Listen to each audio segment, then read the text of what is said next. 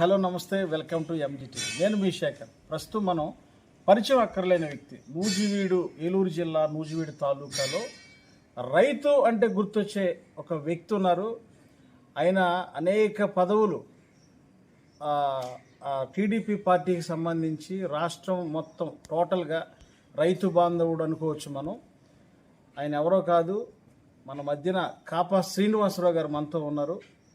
Present ఆయన నూజివీడు నియోజకవర్గంలో ఉన్నటువంటి గ్రామం కొత్త రావిచర్ల గ్రామానికి సర్పంచ్గా ఉన్నారు. సార్తో గ్రామానికి సంబంధించిన విశేషాలు అడిగి తెలుసుకునే కార్యక్రమాన్ని ఒకసారి అడిగి తెలుసుకుందాం. సార్ నమస్తే అండి. నమస్తే సార్ చెప్పండి శ్రీనివాసరావు గారు, మీ గ్రామంలో మేము ప్రజల మొత్తాన్ని అభివృద్ధికి సంబంధించి మీరు ఎంతవరకు వర్క్ చేశారు, మీ గ్రామం ఈ 5 ఏళ్లలో మీరు చేసిన అభివృద్ధి ఏంటంటే పబ్లిక్లో మేము బయట తీసుకోవడం జరిగింది సమస్యల మీద. ఈ విధానంలో ప్రజలు మీ మీద ఇచ్చినటువంటి ఫీడ్బ్యాక్ ఏంటంటే, మా గ్రామానికి మా సర్పంచ్ గారు ఉండటం దేవుడిచ్చిన వరం, మాకు ఎలాంటి సమస్యలు లేవని వెరీ క్లియర్గా ఇచ్చారు మ్యాండేట్. దీనికి సంబంధించి అసలు మీరు ఎలా ఫీల్ అవుతున్నారు? నిజంగా అది ఉందా? సమస్యలు అనేవి ఎక్కడ లేకుండా ఉండి ఎంతో కొంత ఉంటాయి. మరి ప్రజల్ని మీరు దీనికి సంబంధించి ఏమైనా మీ మీద అభిమానమా, లేకపోతే మీ మీద భయంతో ఎలా అని చెప్పారా? అసలు ఏంటి సార్, ఒకసారి విషయం చెప్పండి క్లారిటీగా. ఒకటే సార్, ఈరోజు అంటే ప్రజల మనసులో నేనేదో దగ్గర పెట్టుకుని మాట్లాడితే వాళ్ళు బెదిరించు లేకపోతే ఎదిరించి మాట్లాడినాం అనుకోవచ్చు. ఓకే, ఈరోజు ఈ రావుచర్ల గ్రామంలో నేను పుట్టిన దగ్గర నుంచి నాకు 14 సంవత్సరాలు వయసు వచ్చిన దగ్గర నుంచి కూడా ఈ గ్రామం మొత్తం కూడా వ్యవసాయ ఆధారం మీద ఉన్నటువంటి గ్రామం. ఓకే, ఈరోజు ఇక్కడ ఓసీలు కానివ్వండి, బీసీలు కానివ్వండి, ఎస్సీలు కానివ్వండి, అందరూ కూడా చిన్నకారు కూలి పని మీద ఆధారపడి బతికే రైతాంగం ఈ రావుచర్ల గ్రామం. గతంలో మేము చిన్నప్పుడు కూడా మా గ్రామానికి చేరుకుని కుటుంబరారు అనే ఒక వ్యక్తి సంతధ్యక్షుడిగా చేశాడు. 35 సంవత్సరాలు గ్రామ ప్రెసిడెంట్గా చేశాడు. కొత్త రావుచర్ల, పాత రావుచర్ల 2 గ్రామాలకు కలిపి ఉండగా ఆయన ఉమ్మడి రావుచర్లకు సర్పంచ్గా సుమారు 35 సంవత్సరాలు చేసిన తరువాత ఏదైతే మేము నందమూరి తారక రామారావు గారు వేరే అభిమాని మేము. ఓకే, ఆనాటి నుంచి ఆయన ఆశయాలుగా 1982లో మాకు ఓటు కూడా రాలేదు. ఆ రోజు నందమూరి తారక రామారావు గారు పార్టీ స్థాపిస్తే ఆయనతో పాటు ఇల్లు వదిలేసి భోజనం వదిలేసి తిండి తిప్పలు లేకుండా ఆయన కాన్వాయ్ అంటే మా నియోజకవర్గం అంతా కూడా ఆ రోజుల్లో మేము తిరిగాను. 83 ఎలక్షన్ దగ్గర నుంచి కూడా ఒక పార్టీ కార్యకర్తగా ఎన్టీ రామారావు పని కష్టం, మా కుటుంబాలు ఎలాంటి వ్యక్తి రాజకీయాల్లోకి వచ్చి ఈ గ్రామానికి ఏమన్నా చేయగలుగుతామని ఒక ఆశయంతో ఆ రోజుల్లోనే నేను నందమూరి తారక రామారావు గారికి ఆకర్షితునై 83 నుంచి కూడా నేను రాజకీయాల్లో కొనసాగుతూ వచ్చాను. తర్వాత జరిగినటువంటి స్థానిక సంస్థల ఎన్నికల్లో 97లో జరిగినటువంటి మండల ఎన్నికల్లో నాకు ఓటు వచ్చింది తొలిసారిగా. ఆ రోజు నేను ఓటు హక్కు వినియోగించుకున్నాను. ఆ రోజు నుంచి ఈ రోజు వరకు కూడా నేను ఒకటే నా కాన్సెప్ట్, నేను చాలా చిన్న కుటుంబంలో వ్యవసాయదారు కుటుంబంలో పుట్టాను. ఈ గ్రామంలో పడుతున్న రైతాంగం కష్టాలు నేను కళ్ళారా చూశాను. మా తల్లిదండ్రులు వ్యవసాయ కుటుంబం, వాళ్ళు పడిన కష్టాలు నేను చూశాను. ఎంతో రాత్రి అనక వాన అనక ఎండనక పగలనక కష్టపడి రైతాంగం ఈ రోజు ఇంత కష్టపడి తిండికి జరగక ఏదన్నా పిల్లలు పెళ్లి చేసుకోవాలన్నా ఎన్నో ఆర్థిక ఇబ్బందులు గురవుతూ ఉంటే అవన్నీ నన్ను కలిసివేసినాయి. ఆ రోజు ఏదైతే మా నాన్నగారితో పాటు నేను కూడా వ్యవసాయంలో పాల్గొంటూ ఓ పూట చదువుకుంటూ ఒక కుటుంబ బాధ్యతగా నేను ప్రయాణం చేశాను. తర్వాత ఏదైతే 1990లో మా తండ్రి గారు మరణించారు. ఆ రోజు నుంచి కూడా నేను వ్యవసాయదారుగా నేను ఒక చిన్న కుటుంబం నష్టం వస్తే ఎలా తట్టుకోవాలని ఒక ఆలోచనతో ప్రయాణం చేస్తూ వచ్చాను. 1996లో నాకు మ్యారేజ్ అయింది. 96-97 సంవత్సరంలో నేను ఒక ఇంత కష్టపడుతున్నాము, మనకు ఒక ఫిక్స్డ్ వ్యవసాయ రేటు ఉన్న వ్యవసాయం చేయాలని ఒక ఆలోచన చేసి 1997లో ఒక సీడ్ కంపెనీకి ఒక సీడ్ ప్రొడక్షన్లోకి వెళ్ళే కాటన్ సీడ్ ప్రొడక్షన్. స్టార్టింగ్ 97లో ఎకరన్నరతో నేను స్టార్ట్ చేసే వ్యవసాయాన్ని. ఆ రోజు నుంచి ఈ రోజు వరకు కూడా సుమారు 29వ సంవత్సరంలో ఈ సంవత్సరం నేను అడుగుపెట్టాను. ఈరోజు భారతదేశంలోకి A1 ఆర్గనైజర్గా, A1 రైతుగా ఒక క్వాలిటీ కలటువంటి సీడ్ ప్రొడక్షన్లో సప్లై చేస్తున్నటువంటి ఏకైక వ్యక్తి కాపా శ్రీనివాసరావు. 29 సంవత్సరాలు ఈ ఫీల్డ్లో ఉన్నా. నా దగ్గర 20,000 మంది లేబరు బతికారు, 300 మంది రైతుల్ని ఈ నియోజకవర్గంలో ఉన్నటువంటి సుమారు 100 గ్రామాల్లో నేను వ్యవసాయాన్ని విస్తరించి 300 మంది రైతాంగంతో వ్యవసాయం తీసుకెళ్లి ప్రతి కుటుంబం కూడా తలెత్తుకునే విధంగా నేను తీర్చిదిద్దాను. అలాగే ఈ రోజు కూడా ఆ రోజు నుంచి ఎప్పుడైతే నేను 1982లో రాజకీయాల్లోకి వచ్చానో ఆ రోజు నుంచి కూడా నాకు ఒక కన్ను వ్యవసాయం, ఒక కన్ను రాజకీయం. ఏదైతే నందమూరి తారక రామారావు గారి పిలుపు మేరకు నేను రాజకీయాల్లోకి వచ్చానో, నేను సుమారు 10 ఆ మధ్య నేను గ్రామ పార్టీ ప్రెసిడెంట్కి ఎన్నికయ్యా. ఈ గ్రామంలో ప్రజల నుంచి మేము సేకరించిన సమాచారం మేరకు గ్రామస్తులు మొత్తం మీకు ఇచ్చిన ఫీడ్బ్యాక్, మాకు ఈ గ్రామంలో కాపా శ్రీనివాసరావు గారు ఉండటం దేవుడిచ్చిన వరం అని పబ్లిక్ టాక్ ఇచ్చారు. ఇది నిజంగా మీ మీద ఉన్న గౌరవంతో ఇచ్చిన మాట, మీరు చేసిన అభివృద్ధితో మాట, ఏమన్నా మీరు భయపెట్టడం సంబంధించిన ఏమన్నా ఉందా? అసలు ఏంటి సార్ దీని మీద ఏమంటారు? వాళ్ళు ప్రజలు ఇచ్చిన మాట బేస్ చేసుకోండి. 2006లో జరిగినటువంటి గ్రామ సర్పంచ్ ఎన్నికల్లో ఓకే, రావచర్ల గ్రామం ఆ రోజు బీసీ రిజర్వేషన్ అయితే ఓకే, నేను ఒక బీసీ సోదరుడు నా దగ్గర పనిచేసే ఒక మతిమల్ స్వామివారు అనే అతన్ని ఓకే, ఆ రోజు నిలబెట్టడం వల్ల ఈ గ్రామం మొత్తం కూడా అతను ఎన్ఆర్ఎస్కి ఇవ్వడం జరిగింది. ఓకే, తర్వాత జరిగినటువంటి ఎన్నికలు 2013 జరిగినట్టు ఎన్నికల్లో గ్రామ పంచాయతీ ఎన్నికల్లో కూడా నాకు ఎన్ఆర్ఎస్గా గ్రామ ప్రజలందరూ కూడా నేనైతే ఈ గ్రామాన్ని అభివృద్ధి చేస్తాననే ఉద్దేశంతో ఓకే, 2013లో నాకు గ్రామ సర్పంచ్ ఎన్ఆర్ఎస్ ఇవ్వడం జరిగింది. ఓకే, మళ్ళీ మొన్న జరిగినటువంటి 2021 ఎన్నికల్లో కూడా నేను గ్రామ ప్రెసిడెంట్గా పోటీ చేయాల్సిన పరిస్థితుల్లో పోటీ చేయడం వల్ల మళ్ళీ నన్ను కూడా మనం గెలిపించడం జరిగింది. ఒకటే, ఈ రోజు ప్రజలు ఏం కోరుకుంటారో, ప్రజల అవసరాలు ఏంటనే దాన్ని నేను కనిపెట్టి 2006 నుంచి ఈ గ్రామాన్ని ఏ విధంగా అభివృద్ధి చేయాలి, ఈ రోజు ప్రభుత్వం ఎప్పుడో రేపో ఎల్లుండి నిధులు ఇస్తే నేను చూడకుండా నా గ్రామాన్ని ప్రజలందరినీ కూడా చైతన్యపరిచి మనం కట్టే నిధుల వల్ల మేము ఎక్కడ ఎటువంటి ప్రభుత్వం నుంచి సహాయం తీసుకోవాలి, గ్రామ పంచాయతీకి వచ్చే నిధుల నుంచి వాటిని కూడబెట్టి ఎటువంటి వేస్ట్ ఖర్చులు చేయకుండా గ్రామానికి ఒక ప్రణాళిక తీసుకొచ్చి ఏదైతే పల్లెటూరులో ఇవాళ తలెత్తుకుని ఉండాలంటే ఏవైతే మనం అభివృద్ధి కార్యక్రమాలు చేస్తాయనే ఉద్దేశంతో రాత్రి పగలు ఆ రోజు ప్రభుత్వం 2006లో మాకు కాంగ్రెస్ ప్రభుత్వం ఉండి మాకు యాంటీగా ఉన్నప్పుడు కూడా 2006 నుంచి 2014 వరకు కూడా నాకు యాంటీగా ఉన్నప్పుడు కూడా మా పంచాయతీలో నిధుల ప్రకారం ఒక ప్రణాళిక బద్ధకంగా ఎక్కడ ప్రతి ఒక్క సింగిల్ రూపాయిని కూడా మిస్లీడ్ చేయకుండా గ్రామ అభివృద్ధి ధ్యేయంగా దాంతోపాటు నా సొంత నిధులను కూడా ఖర్చు పెట్టుకుని ఈరోజు సీసీ రోడ్లు లేనివ్వండి, డ్రైన్లు లేనివ్వండి, ఎక్కడ ఏదన్నా ఒక పేదవాడికి ఒక ఇల్లు కట్టుకోవాలన్నా ఏది చేయాలన్నా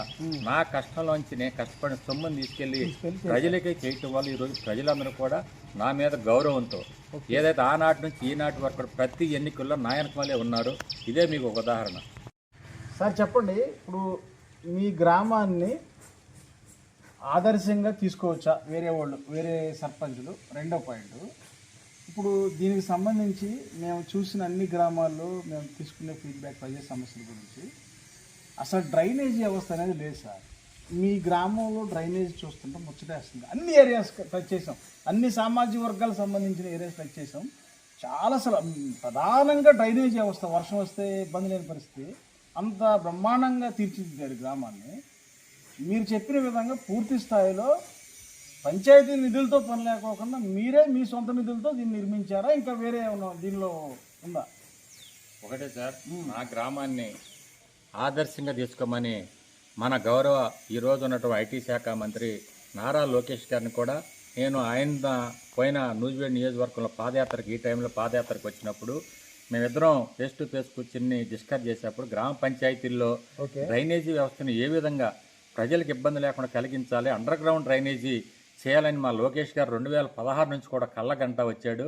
దానికి అనుగుణంగా నేను ఆయన మా నూజివేడ్ నియోజకవర్గంలో ఆయన పాదయాత్రకు వచ్చినప్పుడు ఫేస్ టు ఫేస్ చెప్పి, అన్న మా ఊరు రండి, నేను డ్రైనేజీ వ్యవస్థ ఏర్పాటు చేశాను, నా డ్రైనేజీ వ్యవస్థ బాగుంటే పక్క ఊర్లో మీరు ఈ రాష్ట్రంలో అమలు చేయండి, మీ అధికారులు పంపించి మా గ్రామం మీరు చెక్ చేయండి, లీటర్ నీళ్లు కానీ రావచ్చర్లో మురుగునీరు పట్టుకుంటే నేను మళ్ళీ మీతో మాట్లాడిన ఛాలెంజ్ చేశాను నేను ఆ రోజు. అదేవిధంగా నా గ్రామంలో మా సొంత నిధులు కానీ లేకపోతే పంచాయతీ నిధులు, నా సొంత నిధులు కొంత, పంచాయతీ నుంచి వచ్చే ఫండ్స్ నుంచి కొంత, ఈ రెండింటిని మిక్స్ చేసి ఏదైతే ఈ గ్రామం మొత్తం కూడా ప్రజలను కూడా దీనికి ఇన్వాల్వ్ చేశాను. నేను ఏ గ్రామం వెళ్ళాలన్నా వాళ్ళతో కూర్చోబెట్టి మీకు రోడ్డు ఎలా పోయాలి, మీకు డ్రైన్ ఎలా కట్టాలి, వాళ్ళందరితో కూడా చర్చించి ప్రతి పనిలో కూడా నా గ్రామస్తులందరూ కూడా ఇన్వాల్వ్ అయ్యారు. నాది నేను రోడ్డుకు వచ్చానంటే పార్టీలకు అతీతంగా ఈ గ్రామం మీరు చూడండి, ఒక వైసీపీయా లేకపోతే కాంగ్రెసా లేకపోతే ఇక్కడ కమ్యూనిస్టా లేకపోతే బీజేపీ అని చూడాల, ప్రతి ఎవరి హౌస్ వరకు కూడా ప్రతి ఇంటి చివరి వరకు కూడా సీసీ రోడ్లు, drain, CC road plus drain. ఈ రోజు మన ఇంటి ముందు రోడ్డు బాగుంటే మనం బాగుంటాం, ఈ రోడ్డు బాగుంటే ఈ ఊరు బాగుంటుంది, ఈ ఊరు బాగుంటే రాష్ట్రం బాగుంటుంది అనే కాన్సెప్ట్ లో మా గ్రామ ప్రజలందరూ పార్టీలకు అతీతంగా, రాజకీయాలకు అతీతంగా 2026 నుంచి కూడా నేను ఈ గ్రామాన్ని అభివృద్ధి చేయటం అనేది మొదటి కీలకం. ఈ రాష్ట్రంలో నాకు చాలా మంది ఆ రోజు 2018లో లోకేష్ గారు ఆ రోజు టీంని పంపించి రావుచర్ల అనే గ్రామాన్ని సందర్శన చేయమని ఆయన ఇచ్చే ప్రతి పథకాన్ని ఆ రోజు ఆయన ఉన్నటువంటి పంచాయతీరాజ్ శాఖ మంత్రిగా నారా లోకేష్ గారు ఉండడం కూడా నా అదృష్టం. నేను ఆయన ఈ టార్గెట్ ని నాకు నెలలో పూర్తి చేయాలంటే నేను 20 రోజులు పూర్తి చేసేవాడిని. ఆయన ఇచ్చిన టార్గెట్ ని కూడా నేను ఆయనకంటే 10 రోజుల ముందు చేశాను. అందరికీ డబ్బులు రాలేదంటున్నారు. ఈ గతంలో నాకు అందరికి ₹1 బిల్లు లేకుండా పెండింగ్ లేకుండా డబ్బులు డ్రా చేసిన గ్రామం రావచర్ల గ్రామం.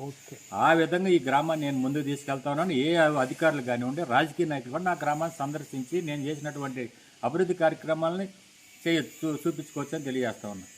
సార్ చెప్పండి, మీరు ప్రధానంగా రైతు కుటుంబం నుంచి వచ్చారు. ఈ రైతు కుటుంబం నుంచి వచ్చి ఎన్నో బాధలు పడుతూ ఒక స్థాయిలో నూజివీడు కాన్స్టిట్యున్సీ తాలూకాలో రైతు అంటే మీ పేరు కాపా శ్రీనివాసరావు అని చెప్పే విధంగా మీరు ఎదిగారు. ఈ పరిస్థితుల్లో మీరు రైతుకి ఏ విధంగా ఉపయోగపడ్డారు? రైతుకి మీరు ఇచ్చిన సర్వీసెస్ ఏంటి? మీరు పూర్తి స్థాయిలో దీని గురించి క్లారిటీ ఇవ్వండి మాకు.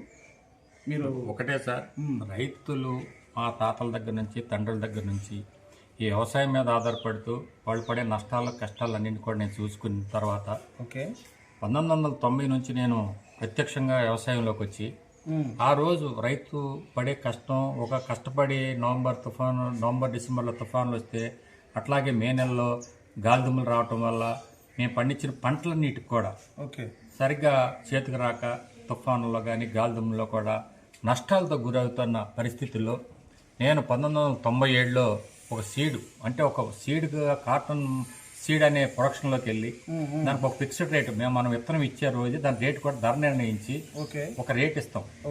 దాని ప్రకారం మనం ఏమైతే ఖర్చు అవుతుంది, మనం ఎంత ఖర్చు పెడితే దీనికి ఎంత ఆదాయం వస్తుంది, ఎంత కష్టపడితే ఎంత మిగులుతుందనే దానికి కూడా నేను ఆ రోజు ఒక ఎకరన్నరతో స్టార్ట్ చేసి చూసుకున్న తర్వాత నాతో పాటు ఎకరన్నర వ్యవసాయం స్టార్ట్ చేశాను.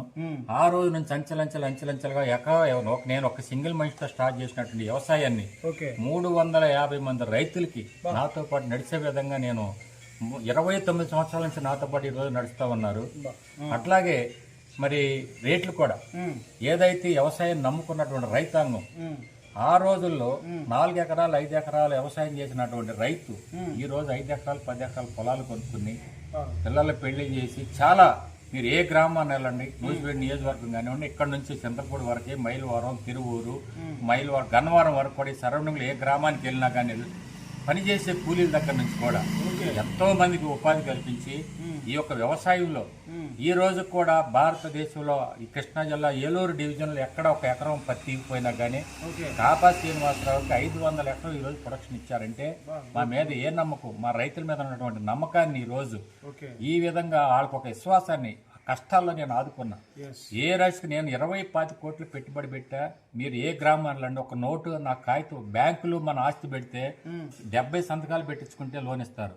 ఒక్క సంతకం మర్చిపోయి వచ్చినా కానీ మళ్ళీ ఆ సంతకం కోసం వస్తారు.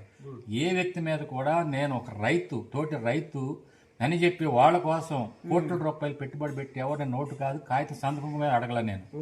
అట్లాగే ఏళ్ల కోసం ఆ రోజు ఈ వ్యవసాయానికి కావాల్సిన పురుగు మందులన్నీ కూడా నకిలీ పురుగు మందులతో రైతాంగం నష్టపోతూ ఉంటే నేను ఒక పెస్టిసైడ్ షాప్ కూడా 2002లో స్టార్ట్ చేసి ఆ రోజు నుంచి ఈ రోజు వరకు కూడా ప్రతి రైతుకి క్వాలిటీ యొక్క మెడిసిన్ ఇవ్వటం వల్ల, పురుగు మందులు ఇవ్వటం వల్ల ఈ రోజు రైతాంగం చాలా హ్యాపీగా తలెత్తుకుని వ్యవసాయ విధానం చేసే విధానంగా నాతో పాటు ఈ రోజు మంది ఇన్ని సుమారు 100 గ్రామాల్లో రైతాంగాన్ని నిలబెట్టానంటే అది నా సర్వీసు. అట్లా నా రైతుకు నేను ఏ విధంగా చెప్పానో అదే విధంగా తూచి తప్పకుండా 100కి 99 సక్సెస్ రేటు.